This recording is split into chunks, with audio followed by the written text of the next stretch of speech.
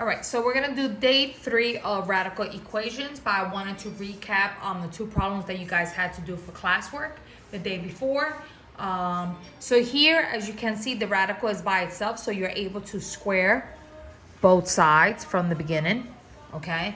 So when you square on the left-hand side, the square and the radical cancels, so you're left with k plus 7 equals. Now you're gonna square. 3 squared is 9 times radical 2 squared just gives you 2, okay? Because radical 4 gives you 2, right? So I get k plus 7 equals 18. Subtract 7 to both sides, you get k equals 11. And that's your answer, okay? And if you plug it in, 11 plus 7 is 18, and when you break down the 18, 9 times 2, you take out the 3, you get 3 radical 2, so it checks out. All right, so here, you're going to square both sides, okay? You get x plus 6 equals x squared. Now, what did I tell you? Once you have an x quadratic term, you're gonna subtract this and this to this side, because you wanna keep the x squared positive. And then you're gonna put it in standard form. This is standard form. They're not, you have no like terms, you can't combine anything.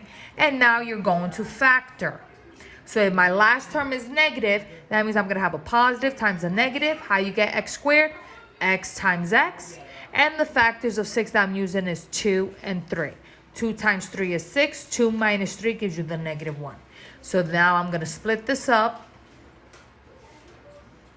And I'm gonna solve for x. So this gives me negative 2, and this gives me positive 3, okay?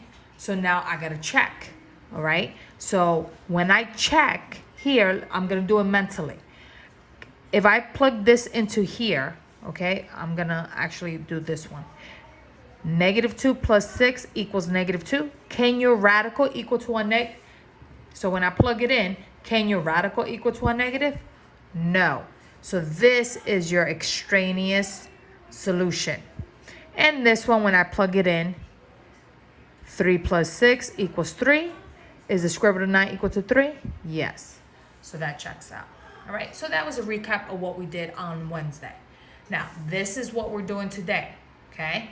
Radical is by itself. I'm going to square both sides. Now look at the difference. This will cancel, but this, what does this mean? I have 2 of them, so I need to FOIL. First, outer, inner, last. So I get x plus 1 equals x squared minus x plus 1. Combine like terms. Okay? And now I have an x squared term. So that means I need to bring these 2 over. So I'm going to subtract, but I'm going to group them with like terms. This cancels. I'm left with x squared, negative 3x. This cancels, all right? So now, this is not a trinomial, it's a binomial. So they have a GCF. What do they have in common? An x. So you factor out an x. You split this up. So you get x equals 0 and x equals 3. So now I gotta plug it in, check. Okay, I'm gonna plug in the 0 first. So 0 plus 1 equals 0 minus 1, right? I get 1 equals negative 1. 0 minus 1 equals negative 1. Can I have a radical equal to a negative? No. This is my extraneous solution. See how I check it? Now let me check the other one. So let's plug in the 3. 3 plus 1 equals 3 minus 1. Radical 4 equals 2. Yes. Checks out. Okay? So this is your extraneous solution. All right, so let's do another one. So I'm going to square both sides, okay? This cancels. I'm going to rewrite this as 2 of them, because that's what it represents. So I'm going to FOIL, okay? So I get x plus 5 equals x squared plus 3x plus 3x plus 9, all right? Combine like terms.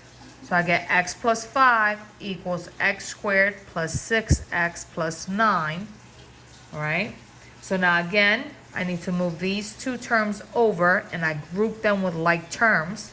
So I get 0 equals x squared plus 5x plus 4. Okay, so I need to factor now. So x plus 4, x plus 1. I'm using 4 times 1 is 4. 4 plus 1 is 5. Break this up. -4, -1. Now I gotta plug it in. Check. Okay. Plug in the -4. -4 plus 5 equals -4 plus 3. I get 1 equals -1. Can I have that? No. So this is my extraneous solution. Okay. So let's plug in another one. -1 plus 5 equals -1 plus 3. I get square root of 4 equals 2, which is true. So this one checks out. All right. So you see, this is all the work that I need to see for your classwork. And I should be seeing you checking it. Okay. All right. Now this is the challenge and the last one for today. Okay. I cannot square both sides because my radical is not by itself. So I need to subtract 4 first. Then I will have to divide by 5. I get 2. Now the radical is by itself, so I'm going to square. So I get x minus 3 equals 4. Add 3 to both sides, and I get x equals 7. Okay? So again, you are only able to square both sides if the radical is by itself. If it's not by itself, you need to get it by itself. Okay? So this is what you're going to be working on today.